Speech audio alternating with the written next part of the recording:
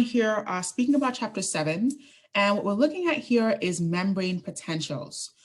Just a bit of backstory, sort of connecting to what we've already spoken about. Membranes, we said, separate internal and external environments, and we've got entirely different ion potential, proportions in each of those fluid compartments. So there's a different set of ions in the intercellular environment. Mainly that potassium is at a higher level. There's a different set of ions in the extracellular environment. Again, mainly that sodium is at a higher level there. And so having that separation of internal and external environment allows for this ability to do work, right? This is called a membrane potential. And we spoke about this a little bit at the end of Unit 1. And so we're now going to speak about the ionic basis of what we call the resting membrane potential. What does the cell look like at rest? And I'm going to say cell in a very general sense, but I want you to be thinking specifically about neurons. Neurons are the specific excitable cells that we're going to be using as the main context, the main backdrop to describe these types of resting potentials, okay? But really all excitable cells have a resting potential. Cardiac cells, which are excitable cells, muscle cells, and then neurons being the main type of excitable cells. So let's speak about how we describe this resting membrane potential. And we first want to think about how we lead up to that conversation.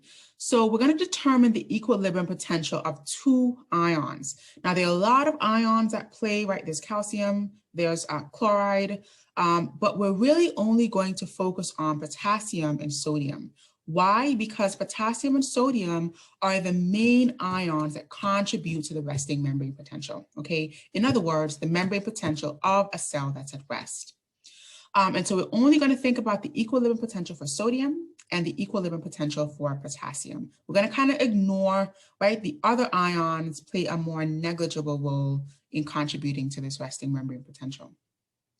Now, the resting membrane potential exists because there are more negative ions or negative charges inside the cell and more positive charges or positive ions outside the cell, something that we've already explored, right? This excess of negative charge inside the cell, excess of a positive charge outside the cell. And so all resting cells, all cells have a resting membrane potential anywhere from -5 millivolts to -100 millivolts, depending on the type of cell.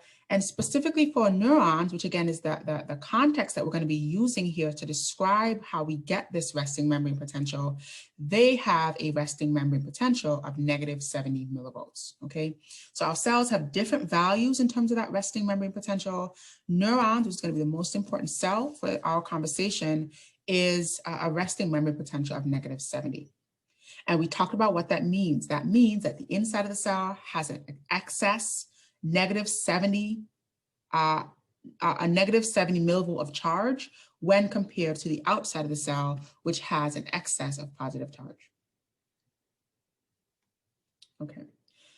Now, determining the equilibrium potential for potassium and sodium requires that we think about two factors regarding this resting membrane potential. The first thing we want to think about is the ion concentration gradient, right? We spoke about this as well before. And this is kind of how all that we've said so far is really leading up to this conversation. So we talked about these concentration gradients, right? The fact that there's more potassium in the cell, less potassium outside the cell. Sodium has the opposite concentration gradient, more sodium outside the cell, more sodium inside the cell, okay? That's the first factor in determining the resting membrane potential. The second factor is speaking about the membrane permeability to said ions, right? To these two ions specifically. And when we say permeability, remember an ion cannot go right through the membrane. And so what we're really saying is how many ion channels are in that membrane for these two ions, okay? So the two factors we want to think about when we determine the resting membrane potential is the concentration gradient of our two important ions, as well as the membrane permeability for these ions. How easy is it for these ions to get in and out of the cell, which is really a reflection of how many ion channels for these ions are present in the membrane. Okay, so now as we speak about different types of electrical potentials, this is just a table that delineates some of the different terminology here. And again, I'm going to come back to the importance of understanding the terminology. What is the membrane potential and how does that differ from the equilibrium potential? We're going to speak about an action potential later on. We're going to speak about graded potentials. And so make sure that you're always referencing this table as we add the layers here and as we add definitions to each of these potentials, and you are, being able to differentiate them from each other, okay? So far, we have already spoken about the equilibrium potential, which is specific for different ions, and we have already spoken about the membrane potential, which is the unequal distribution of charge in the cell. What we're speaking about now is the resting membrane potential, and then later on, we're going to get into the graded potentials and then the action potential. Okay, but in the general sense, a potential is the difference in voltage, the difference in charged particles.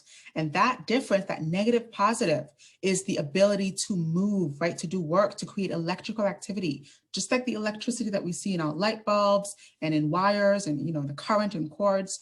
That is created by negative and positive. That same potential happens in our body, in our physiology, with that separation of negative positive, which creates a potential to create movement. All right, let's speak about what constitutes the resting membrane potential. Now, 20% of the resting membrane potential is directly or immediately owed to the sodium-potassium pump, okay? Remember that pump was pumping 3 sodiums out of the cell, 2 potassiums into the cell. And so that created this net positive charge leaving the cell. If we think about that, sodium is positively charged, potassium is positively charged. And so if I'm pumping 3 sodiums out, but only 2 potassiums in, I'm going to see a net movement of positive charge leaving the cell, okay? So that partly, very small degree, 20%, creates the resting membrane potential. 80% of the resting membrane potential is indirectly due to the sodium-potassium pump. And what that means is that it's only creating the gradient for the movement of these ions, right? So the sodium-potassium pump is, again, pumping sodium out, potassium in, and it's creating a sodium gradient, right? Sodium is higher concentration outside the cell, lower concentration inside the cell. So now I have a gradient where sodium wants to get back inside the cell, and it will do so by those leak channels that we spoke about. Alternatively, I'm creating a gradient for potassium to move as well. Because of that sodium-potassium pump, pumping potassium into the cell, I've got a high concentration of potassium inside my cell, a low concentration of potassium outside my cell. So now I have a gradient where potassium wants to leak back out of the cell, according to its passive gradient, and it does so again via those ion channels. So 20% of the resting membrane potential is immediately owed to the sodium-potassium pump because more positive charge is leaving the cell. But then the bulk of that resting membrane potential is indirectly also owed to the sodium-potassium pump, but it's going to be in an indirect way because the pump is creating the gradient for the movement, the passive movement of those ions through their ion channels. All right. Now, in a typical neuron, this is going to we're now going to speak about the permeability. And so in a typical neuron, the permeability for potassium is much greater than it is for sodium, okay?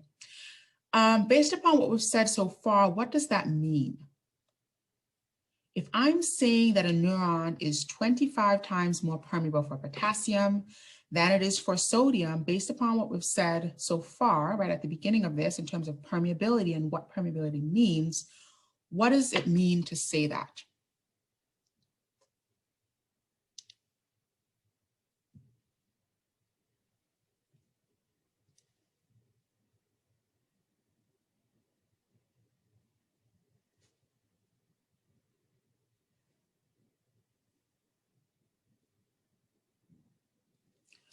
What does it mean to say that there's a 25 times more permeability for potassium? Any thoughts, any guesses?